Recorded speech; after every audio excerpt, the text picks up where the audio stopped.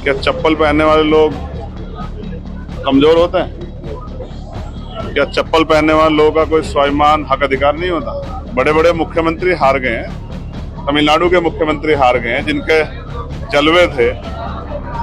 बंगाल की मुख्यमंत्री हार गई हैं। अपनी पार्टी के पुराने कार्यकर्ता थे। आप समझिए लोकतंत्र कितना शक्तिशाली है। ये सरकारी मशीनरी का दुरुपयोग तो हुआ था, इस बात को नजरअंदाज नहीं किया था लेकिन ये जनादेश सरकार ने अपने तंत्र से लूटा है। मीरापुर का चुनाव देखिए, आप कुंदरकी का चुनाव देखिए, आप रामपुर का आजम खान साहब का चुनाव देखिए, उपचुनाव, आपको पता लग जाए किस तरह सरकार ने डंडे के दम पे, पुलिस के दम पे चुनाव लूटा था। नगीना सांसद चंद्रशेखर आजाद जी इस वक्त मेरे साथ हैं।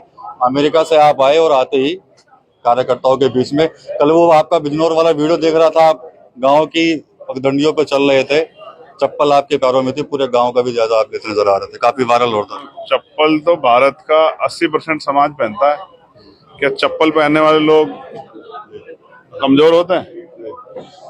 क्या चप्पल पहनने वाले लोगों का कोई स्वाभिमान हक अधिकार नहीं होता?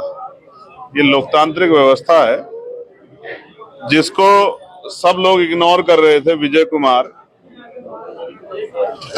जोसेफ विजय चंद्रशेखर, जिनको सब इग्नोर कर रहे थे, वो भावी मुख्यमंत्री बनने वाले हैं तमिलनाडु के। ये लोकतांत्रिक व्यवस्था है। जनता जिसको चाहे कुर्सी पे बिठा दे, जिसको चाहे जमीन पे पटक दे। बड़े बड़े मुख्यमंत्री हार गए हैं। तमिलनाडु के मुख्यमंत्री हार गए हैं जिनके जलवे थे। बंगाल की मुख्यमंत्री हार गई हैं। अपनी पार्टी के पुराने कार्यकर्ता थे। आप समझिए लोकतंत्र कितना शक्तिशाली है। और मैं तो लोकतंत्र का खुद को चमत्कार ही मानता हूँ। प्राइमरी स्कूल के हेडमास्टर का बेटा हूँ, सहारनपुर में पैदा हुआ हूँ, पीछे कोई राजनीतिक उस तरह का इतिहास नहीं है। नगीना में जाके चुनाव लड़ा हूँ, 1.5 लाख वोटों से जीता हूँ। पूरी सरकार मेरे खिलाफ थी, पूरा विपक्ष मेरे खिलाफ था।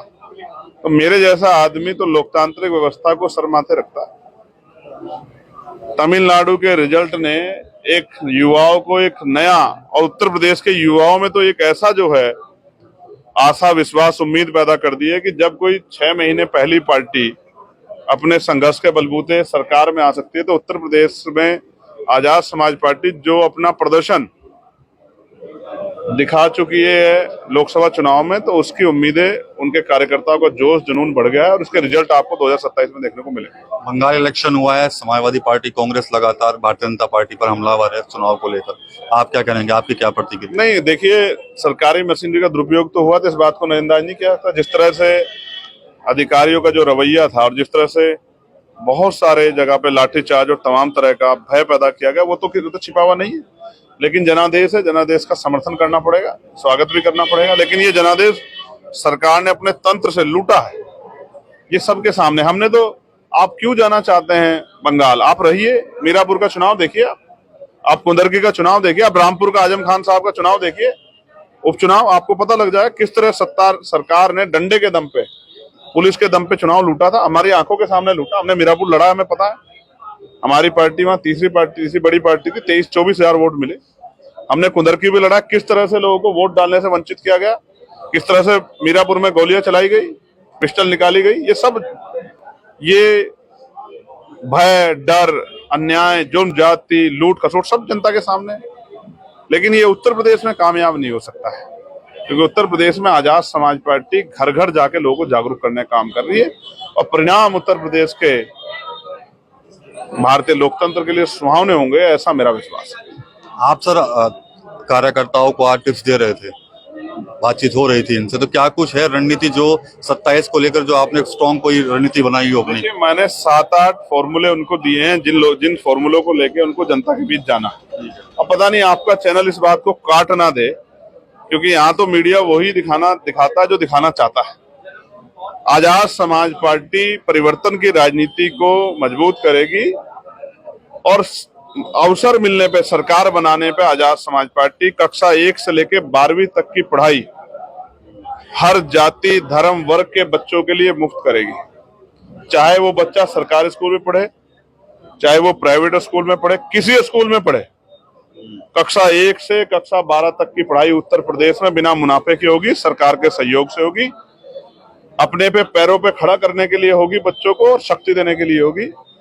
हम किसी को पैसे कमी के कारण उनके सपने पूरे करने से रोकेंगे नहीं।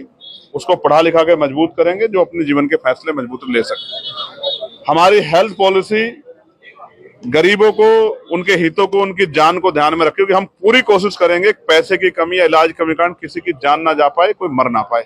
सबकी जीवन सुरक्षा सुनिश्चित करने का काम आजाद समाज पार्टी करेगी। हम ऐसा सुरक्षित माहौल देंगे उत्तर प्रदेश को जहां किसान हो, नौजवान हो, महिलाएं हो, कोई तबका हो उत्तर प्रदेश का, हर व्यक्ति सुरक्षित महसूस करेगा। उनकी सामाजिक, उनकी धार्मिक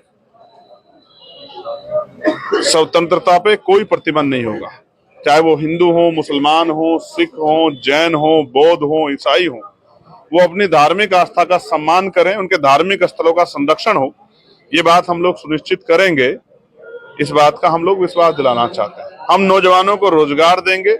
ये बिजली का जो विषय, प्रीपेड मीटर का, जो आज पूरे प्रदेश के लिए और देश के लिए बहुत बड़ा विषय हो गया। आपको अगर याद हो तो लोकसभा में ये सवाल मुख्यमंत्री जी से, खट्टर साहब से मैंने ही किया।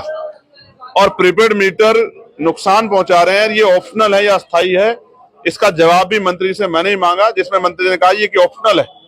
और उसी वजह से चुनाव को ध्यान में रखते हुए कल ऊर्जा मंत्री जी ने फैसला लिया कि प्रीपेड मीटर नहीं लगे। इसका पूरा श्रेय अगर किसी को जाता है तो नगीना की जनता को जाता है, भीम आर्मी, आजाद समाज पार्टी के लोगों को जाता है, जिन्होंने लोकतांत्रिक व्यवस्था में सरकार को मजबूर किया सवाल पूछ के। और जब सरकार की कलई खुली जवाब आ गया कि ऑप्शनल है, तो मजबूर किया उत्तर प्रदेश में कि उत्तर प्रदेश में प्रीपेड मीटर से लूटपाट ना हो। हम लोग सुनिश्चित करेंगे शराबबंदी हो। गरीब कमजोर समाज और भारत का युवा जो उनका स्टोरी है वो कमजोर पड़ गया है, नशा इस तरह से घुसाया गया। इस नशे को रोकने के लिए हम लोग शराबबंदी लागू करेंगे उत्तर प्रदेश में। सशक्त महिला, सशक्त परिवार, इस नारे को हम लोग मजबूत करेंगे। महिलाओं को घर पर रोजगार देंगे, उनको शक्ति देंगे, उनकी सुरक्षा सुनिश्चित करेंगे। किसान को उनकी फसलों पर एमएसपी की लीगल गारंटी देंगे, उनका कर्ज माफ करेंगे। और बिजली का बिल जो आज आ रहा है सोने के तारों में 5-7 हजार रुपए का, उसको पुनः वापस, कि गरीब उसको दे सके, बिल चुका सके, उसकी बिजली ना कटे। 400-500 रुपए वाला जो पुराना फॉर्मूला था, क्योंकि इन्होंने तो बिजली का निजीकरण किया है प्राइवेट कंपनी को फायदा पहुंचाने के लिए। हम लोग सरकार सब्सिडी देके 400-500 रुपए में गरीब परिवार तक बिजली पहुंचाने का काम करेगी, जो परिवार उस बिल को आसानी से चुका सके। यूपी में अकेले रहेंगे, किसी को साथ भी लेकर चलेंगे? यूपी में हम जनता के साथ चलेंगे, जैसे विजय जी चले ऐसे ही हम लोग विजय प्राप्त करने के लिए जनता के साथ चलेंगे। धन्यवाद।